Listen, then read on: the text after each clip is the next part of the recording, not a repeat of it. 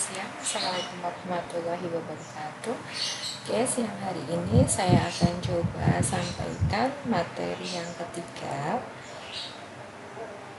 yaitu tentang bagaimana cara mendeskripsikan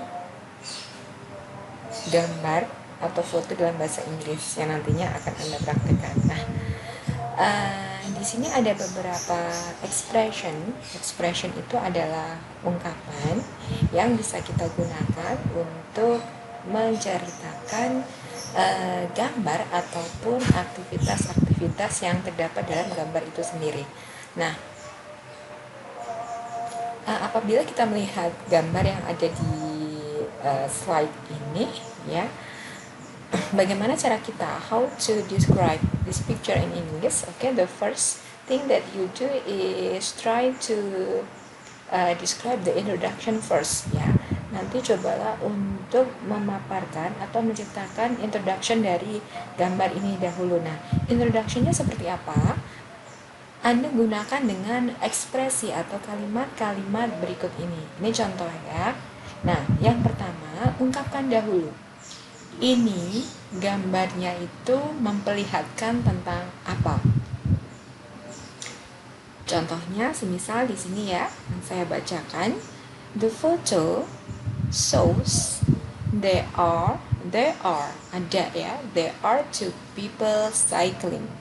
Oke, foto ini menunjukkan bahwa ada dua orang sedang bersepeda. Oke, Anda boleh menggunakan foto, boleh menggunakan picture. Kalau Anda menggunakan picture berarti gunakan salah satu saja ya. The picture shows there are two people cycling. Nah, setelah penggunaan kata shows, nanti di sini apa yang kita gunakan? Anda nanti menggunakan pola bentuk tenses present continuous. Present continuous itu adalah salah satu bentuk waktu yang digunakan untuk menceritakan kegiatan yang sedang dilakukan dan prosesnya itu masih berlangsung dan belum selesai. Nah, apabila kita melihat di foto ini, di sini kan kita melihat ada dua orang sedang melakukan aktivitas bersepeda. Nanti Anda tuliskan di sini. Oke. Jadi foto tersebut menunjukkan ada itu kita gunakan dengan there are. Okay. There are two people cycling. Okay. Kemudian yang kedua, it was taken by or in ya.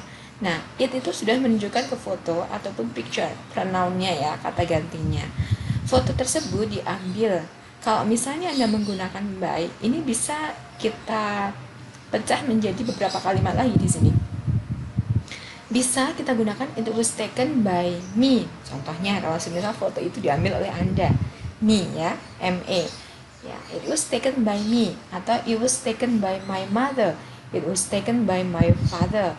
Nah, kemudian kata in, kalau in ini di sini menunjukkan tempatnya di mana.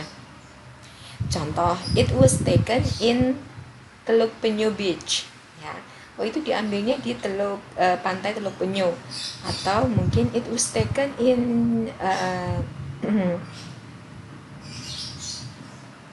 semisal mana ya, Rawa Bendungan for example. Oke. Nah, selain tempat, in juga bisa untuk menunjukkan ke tahunnya ya. Kenapa di sini kita menggunakan was? Karena sudah past tense kan, fotonya itu sudah ada sekarang, dan dulunya itu yang ambil atau yang memfotokan itu siapa ya, yang capture siapa, gimana, itu kan sudah past tense. Contoh yang lain ya, untuk menunjukkan waktunya kita bisa gunakan dengan kalimat it was taken in 2019 ya. Itu diambilnya, foto tersebut diambil di tahun 2019 contohnya. Kemudian yang berikutnya, apabila fotonya itu berwarna, berarti kita gunakan kalimat yang terakhir di sini ya. Ini pilihan ya. It is atau it's colored photo. Okay. Kalau fotonya hitam putih berarti is black and white photo. Saya ulangi, kalau nanti fotonya itu adalah foto berwarna, berarti Anda gunakan kalimat it's atau it is colored photo. Tapi kalau hitam putih, Anda gunakan dengan is black and white photo. Oke. Next, kemudian kita lebih detail lagi. Setelah introduction-nya, kita sudah munculkan beberapa kalimat untuk sebagai pengantar kita mendeskripsikan picture atau gambar. Kemudian mungkin kita lebih detail lagi gambar tersebut. Nah, Anda yang menceritakan, misal in the foreground. Foreground itu adalah bagian depan, oke? In the foreground, you can see. Anda bisa melihat apa? Misal ya di sini. In the foreground, you can see there is big tree. There is ada. There is a big tree. Ada sebuah pohon yang besar. Nah, ini tinggal nanti Anda tambahkan sendiri idenya apa di sini tergantung dengan fotonya. Atau mungkin in the background, ya di bagian belakang, in the background, you can see there is man sitting on sitting on the bench. Bench itu adalah bangku. Ya, ini bangku model panjang seperti ini kita sebut sebagai bench. Oke, bench. Silakan cari di kamus untuk saya seperti apa. Oke, saya ulangi. In the background, you can see there is ada laki-laki, a man sitting, ya. There is man sitting on the bench. Oke. Kemudian boleh Anda langsung gunakan seperti ini. In the foreground, there is man. There is man sitting on the bench. Ya. Bentuk present continuousnya itu tidak the man. Nah, nanti Anda gunakan in the foreground. There is man is sitting. Tidak usah seperti itu, tapi is-nya sudah ada di penggunaan there is, jadi langsung menggunakan kata kerjanya, ya. In the foreground there is man sitting on the bench. Nah, seperti itu. Kemudian misal di bagian tengah. Di bagian tengah ini contohnya di sini ya, semisal ya. In the middle atau center, boleh pilih salah satu. In the middle there are, ada berapa ya jumlahnya? Semisal di sini ada 2, katakanlah ada 2 ya. Berarti kita gunakan dengan there are. There are itu adalah lebih dari 1, tapi kalau there is berarti hanya 1. Contohnya saya mau bilang, di bagian tengah itu ada 2 bangku panjang. 2 bangku panjang, ya. In the middle there are 2 long benches, ya. 2 long benches. Bench berakhiran dengan es akan menjadi benches. Oke. Kemudian at the top, di bagian atas misal there is, atau mungkin there are, misal ada pemandangan apa, coba diungkapkan di situ. Kemudian on the left itu adalah sebelah kiri. Ingat ya, kalau kiri kita hadapnya ke mana dahulu, Anda yang menyebutkan di bagian kiri Anda saja. Ya, this one. Dia adalah kiri ya. Kiri, on the left you can see there is man sitting on the bench. Nah, seperti itu. Nanti setelah kita menerangkan, oh iya, di sebelah kiri ya ada seorang laki-laki yang duduk di atas bangku. Kemudian Anda boleh menjabarkan atau mendeskripsikan kembali secara spesifik laki-laki tersebut. Contohnya seperti ini ya. Saya ulangi kalimatnya. On the left, there is man sitting on the bench. The man is wearing white shirt. The man is wearing white shirt. Dia memakai kemeja berwarna putih. He is wearing blue trousers. Dia memakai celana panjang. Okay. He is reading paper. Dia membaca koran. Ya, paper itu bisa diartikan koran dan lain sebagainya. Boleh deskripsikan. Jadi nanti satu gambar itu bisa Anda cerita banyak sekali hal-hal yang berkaitan di gambar tersebut, apa saja, boleh aktivitasnya, bendanya, lokasinya di mana, mungkin ya, warna gambarnya dan lain sebagainya. Oke, kemudian lanjutkan untuk yang behind ya, ini juga sama. Behind itu bagian belakang, in front of itu adalah bagian depan. Nah, in front of apa gitu ya? You can see in front of the tree ya, semisal ya, in front of the tree, di bagian belakangnya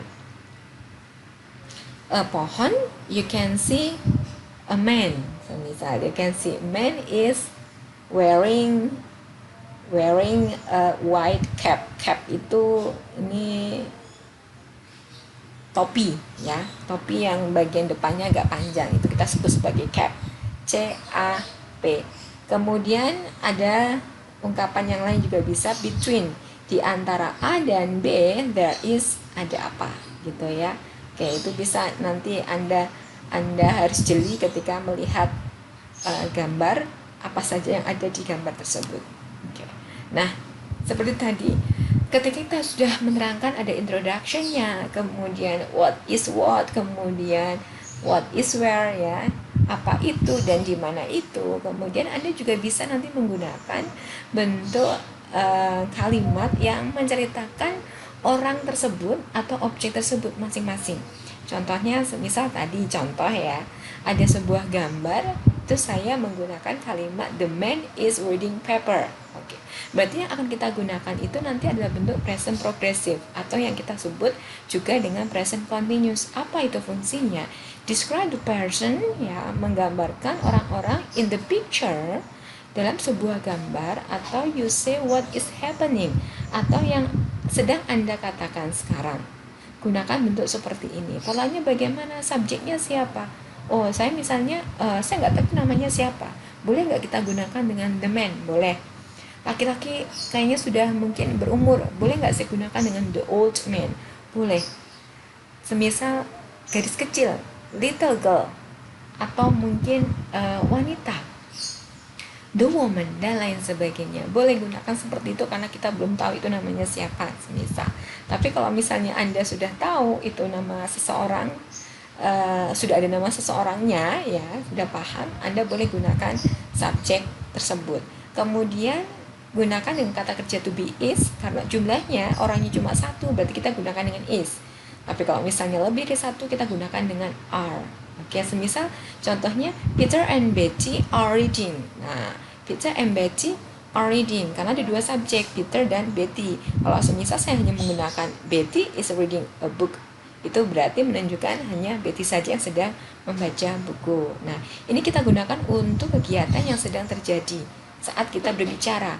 Nah, kemudian untuk rencana yang sudah pasti yang akan dilakukan di masa mendatang. Nah, ini hanya penambahan saja, tapi intinya adalah ketika nanti Anda mendeskripsikan gambar dan aktivitas orang tersebut, itu anggap sedang terjadi dalam gambar tersebut. Oke, berarti Anda gunakan dengan pola present progressive seperti itu. Oke, ya, saya rasa itu saja yang bisa saya sampaikan. Nanti berarti langsung untuk melakukan praktek mendeskripsikan gambarnya. Oke, thank you anyway, and wassalamualaikum warahmatullahi wabarakatuh.